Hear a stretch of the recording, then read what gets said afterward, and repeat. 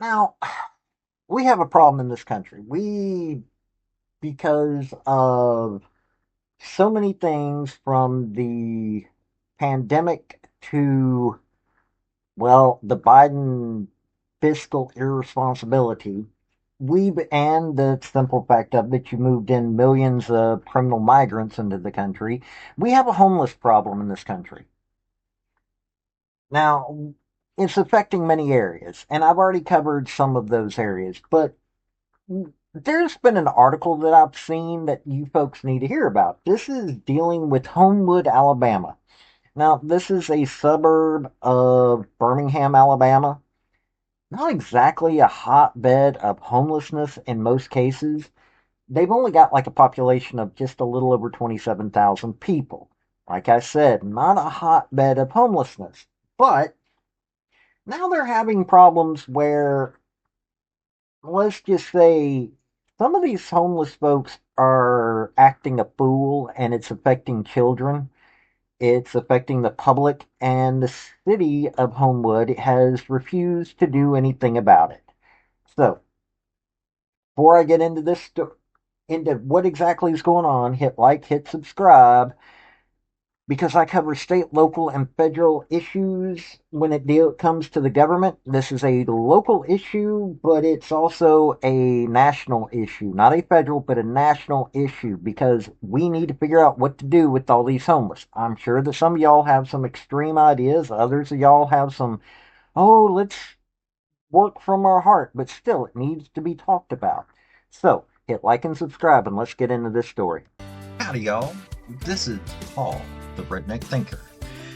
What we have here is a channel to communicate. I want you folks to be thinking by the time you leave my videos. Why? Because I'm tired of people talking via what other people tell them to think. So, watch my video and enjoy the chance to think for yourself. Parents in Homewood are calling for immediate action from city officials following a series of alarming incidents involving homeless individuals.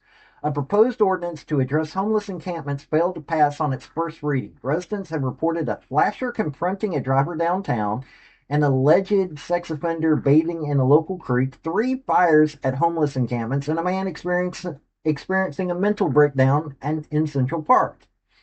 Nate Vandeveer, a local homeowner, expressed frustration over the escalating issues, saying that he and others witnessed a homeless man in Central Park acting erratically. He was defecating in the kid playground area, having a complete mental breakdown, and come apart where we have to call the non-emergency line. He's screaming, running down the road. Homeowners are advocating for a new law that would grant police more authority to manage homeless encampments and individuals sleeping in cars on public property. Incoming Mayor Jennifer Andrus acknowledged the complexity of the situation, stating, "We're trying to thread a needle here. It's been a very delicate operation." Carlos Elman echoed this sentiment, describing the issue as extremely complicated. I don't see why it's extremely complicated. The community is divided, with mothers who initially voiced concerns on social media facing backlash. Community member Paul DeMarco remarked, "I've never seen anything like this in politics or my career. The amount of shaming of mothers and victims who said, 'Look, we don't feel safe for our kids.'" So now you've got folks attacking those that are wanting to protect their kids. Pay attention to that. At a packed public safety meeting last week, DeMarco received applause for stating everybody is here tonight because they feel this has not been addressed seriously by the city leadership. Business owner Shelley Smith shared her concerns, noting that her children are no longer allowed to play football in the front yard due to safety fears. Despite urgency expressed by parents, the ordinance to prohibit encampments and sleeping in vehicles in public areas failed to pass on Monday night. Councilmember Melanie Greer cited constituent questions as a reason for her no vote, pushing the measure to the October council meeting. Police Chief Tom Ross urged the public to call the police if they feel uncomfortable.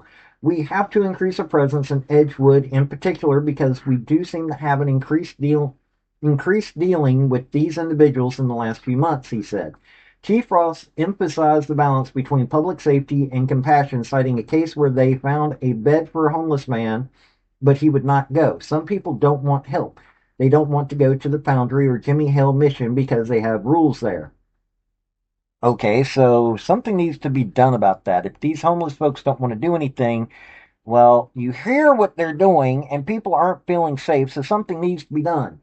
Artie Gilbert, Director of Operations with Urban Alchemy, explained the uptick in cases, saying they're relocating to Homewood and they're not going down to home and they're going down to Homewood, maybe because they feel like attraction of money. Urban Alchemy, contracted by Birmingham to address homelessness, is working to connect individuals with vital services. There we go. Gilbert highlighted the need for more shelters and safe sleep villages, stating, "We are in dire need shelters, more micro homes, or safe sleep villages." Urban Alchemy plans to run a safe village in collaboration with the local church, as 90% of the homeless they work with have mental or drug issues, while 10% have fallen on hard times, many since COVID. So that's what's going on in Homewood, but you also get to hear you've got folks attacking parents trying to protect their kids. You're finding out that, hey, through this, there are homeless folks that aren't wanting to be put into shelters because they have rules, and many of these folks have mental issues and drug issues. Now let's talk about that. Now, if they have we have a mental health issue problem in this country, mostly because major companies found a way to make a profit out of it. And so the ones that actually need help are being shunted to the side. They're being thrown out into the street, or they're ending up in the street because, well, they have mental health issues. They can't work normal jobs and nothing's there for them to do. So they become a burden on society along with becoming criminals. Could be that we might need to fix that issue because corporatism, the corporate oligarchy, not using capitalism, is hurting that side.